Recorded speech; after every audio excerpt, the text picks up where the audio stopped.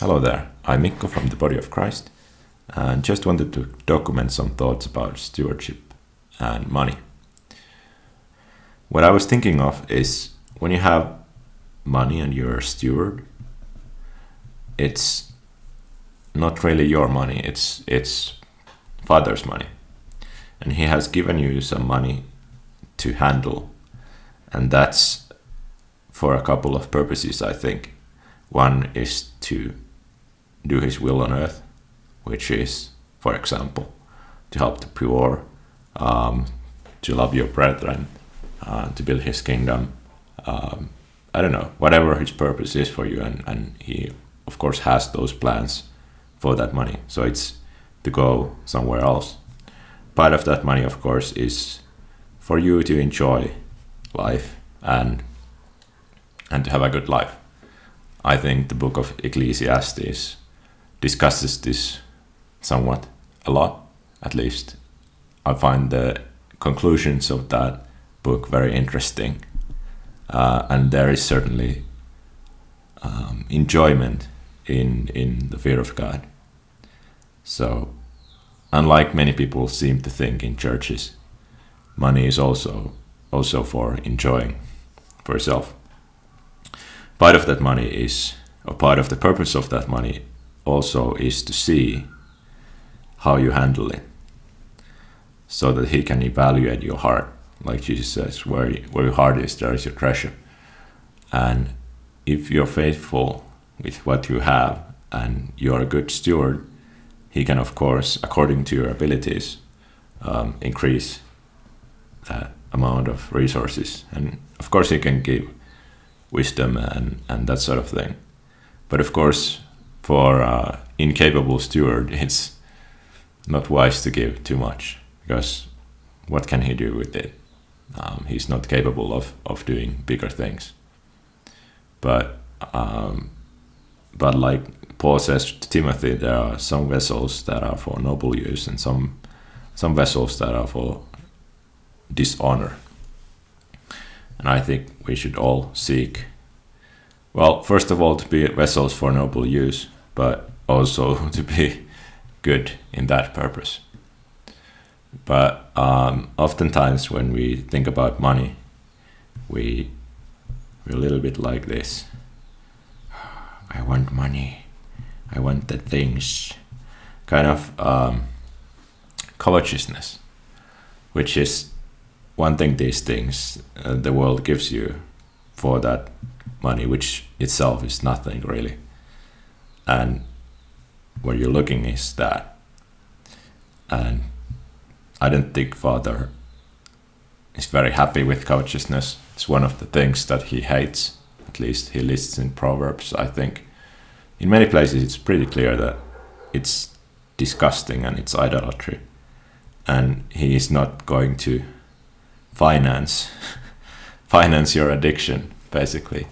Or maybe he is, I don't know. But if he is financing it, it is for your own destruction. Because covetousness really is a horrible thing. And in the book of Proverbs, there's contrasted kind of two ways. One is the way of covetousness, which is to seek quick gain with violence, maybe murdering other people, capturing their items or assets, and building up parts of treasure gotten in wickedness. And this is what the book of Proverbs warns about. Don't go in with these kinds of people, because the end is going to come suddenly. Because when the judgment comes, it comes to destroy these kind of people. And then there's the stewardship aspect, where you get money, but it's God's money. And I think that's something that we should create more understanding in this area, because the world seems to go a lot in this direction, or into this direction, I guess, but not really into this direction. I created my finances, I created everything. But at least for me, it's like I just received a lot of grace from God, I haven't done much of anything myself, and I try to steward the assets that I have, not feeling like I'm the best at it, but like he's been very good to me. But if I get something, it's God's, and he's very gracious to let me use some of that for myself and to give some away and to multiply and to increase. But really, if I don't get wisdom, then there's not too much reason to increase. So in general, seeking to be rich, seeking to get vast amounts of money, well, you're going to, when you increase your money, you increase your responsibilities, because of whom much is given, much is expected of. So if you have this much resources, you better be a good steward, and you better be wise and to be able to use it wisely. Otherwise, you're gonna be clueless and you're gonna waste it, and then you're gonna get shame at the judgment day, and they're gonna ask, well, I mean, you handled this part good, but what did you do with all of this? Well, I don't know, I didn't have capabilities of handling it, I just wasted it, or left it in my closet, or gave it into some purpose that it was not purposed for. Anyway, you need to have a lot of wisdom to handle large finances or large assets correctly, and I don't think many of us have that sort of wisdom. So better, I guess, pray to God to get wisdom, and then if he sees that you're trustworthy with what you have, he can give you these sort of assets. But really, I mean, yeah, I guess he can maybe bless you with more good things, but unless you have the wisdom, you don't know how to handle it. You just get troubles for yourself. Like, you're just gonna be tempted with more stuff, more wrong stuff, if you have that sort of capabilities. So better to seek wisdom and seek God first, and let him decide what amount is good for you. Right? Is it this one talent good for you, or maybe 2 talents is enough? Maybe you're the 5 talent guy. If so, good for you.